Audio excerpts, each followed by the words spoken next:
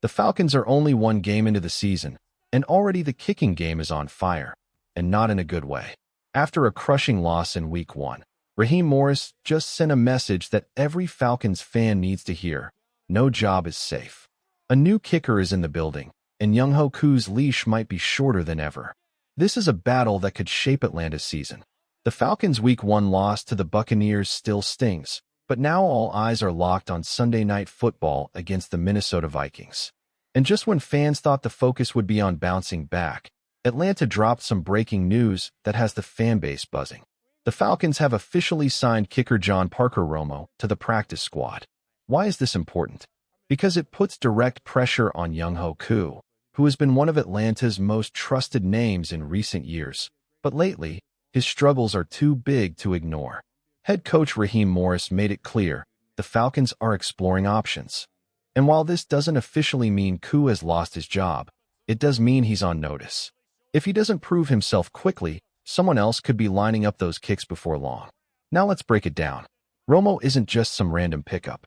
He's a Georgia native, and he's built a solid resume, hitting nearly 87% of his field goals in college at Virginia Tech and impressing in his time with the Minnesota Vikings. He was also part of the Patriots' 90-man roster before being released. With game experience and a leg that's proven in pressure spots, he's not just here to fill space. He's here to compete. And here's the reality. Koo's numbers have been slipping. Since the start of last year, he's hit only 27 of his last 37 kicks. For a kicker, that's not good enough. In a league where one missed kick can decide everything, the Falcons simply can't afford inconsistency. So here's where it gets real. Atlanta now has 3 kickers in the mix. Younghoe Koo, the starter, but on thin ice. John Parker Romo, the newcomer with something to prove. Lenny Creek, the young leg with a cannon that could surprise everyone. If Koo doesn't deliver perfection this week, we're talking 2-4, 2-3-4, 3, no misses. His days in Atlanta might be numbered. The Falcons are clearly saying, win your job or lose it. And to make things even crazier, the 49ers just waived Jake Moody, a kicker they drafted in the 3rd round. That shows how cutthroat the league is. Even high draft picks can be sent packing if they don't deliver. Could Atlanta look at Moody as another option? Possibly. But like Koo, he's streaky. Lights out when he's hot, painful to watch when he's not. This battle is officially on. And Falcons fans, this could be one of the most important storylines of the early season. So, let's put it to you. Do you still trust Younghoe Koo to turn it around? Or is it time for the Falcons to move on? Drop your thoughts in the comments, and rate your confidence in Koo on a scale from 1 to 10. The numbers don't lie. Falcons fans, Younghoe Koo's struggles have hit rock bottom. When your kicker ranks among the very worst in the NFL, patience runs out fast. And now, one bad week could seal his fate in Atlanta. Let's be real, the numbers are ugly. Koo is hitting under 73% of his field goals, and that ranks him as the 4th worst kicker in the entire NFL.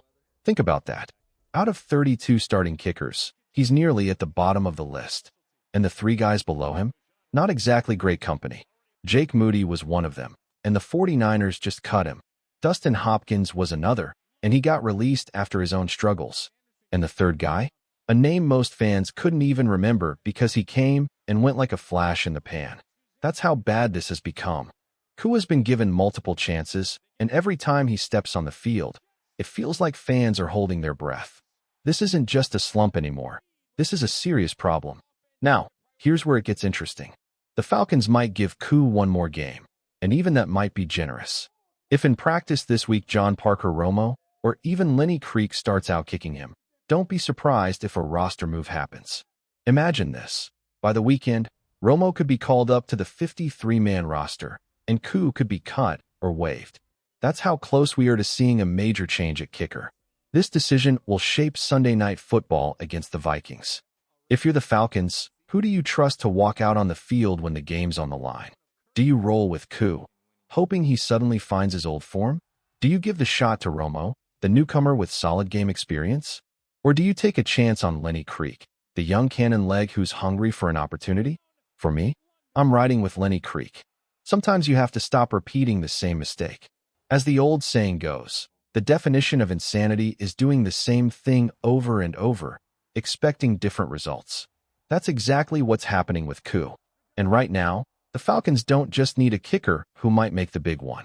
They need a kicker fans can trust. A kicker who makes you believe when the ball leaves his foot. So I'll throw it to you, Falcons fans. If you had to pick the kicker for Week 2 against the Vikings, who are you choosing? Drop your answer in the comments. Type K for Koo, R for Romo, or L for Lenny. The Falcons just caught a huge break, and it comes in the form of Drake London. When he went down clutching his shoulder last week, every Falcons fan held their breath. The fear was real, a torn ligament, maybe something that could keep him out for weeks or even months. But instead, the diagnosis came back as day-to-day. And now, he's not even on the official injury report. That's not just good news. That's season-shifting news. London isn't just wide receiver 1 on this team. He's the heartbeat of the passing game. Without him, Caleb Williams would have been stripped of his most trusted target against one of the most aggressive defenses in football. Because here's the reality. The Minnesota Vikings are coming, and they're led by Brian Flores, a defensive coordinator who doesn't just play football, he hunts quarterbacks. Last season, Flores called blitzes on nearly 40% of defensive snaps, the highest rate in the entire NFL.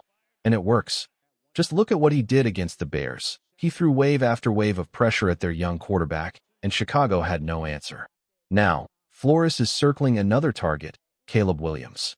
The rookie is stepping into the fire against the NFL's most blitz-happy coach. And the only way out is with his playmakers. That's why Drake London's health matters so much.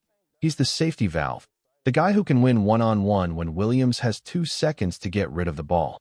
Without London, the Falcons would have walked into Minneapolis shorthanded. With him, they've got a fighter who can help swing this battle.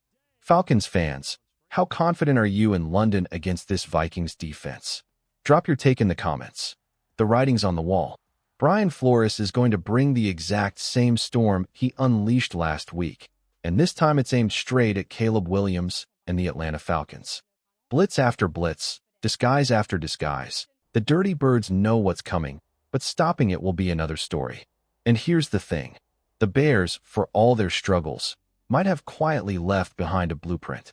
They frustrated J.J. McCarthy, forced him into uncomfortable throws, and made Minnesota's offense look beatable. If Chicago's shaky roster could do that, imagine what Atlanta's defense, with speed off the edge and size in the secondary, could pull off if they execute. This game is about more than X's and O's. It's about resilience. The Falcons already shook off the sting of their loss to Tampa Bay. Now, it's about proving they can respond under the bright lights of Sunday Night Football.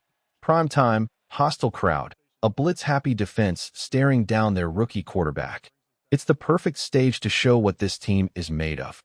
The path to victory won't be easy, but it's there. Protect Caleb. Force McCarthy into mistakes. Win the physical battles at the line of scrimmage. Do those things, and the Dirty Birds can walk out of Minneapolis with more than just pride. They can walk out with a statement win. Falcons fans, do you believe this team can take down the Vikings in prime time? Let's hear it.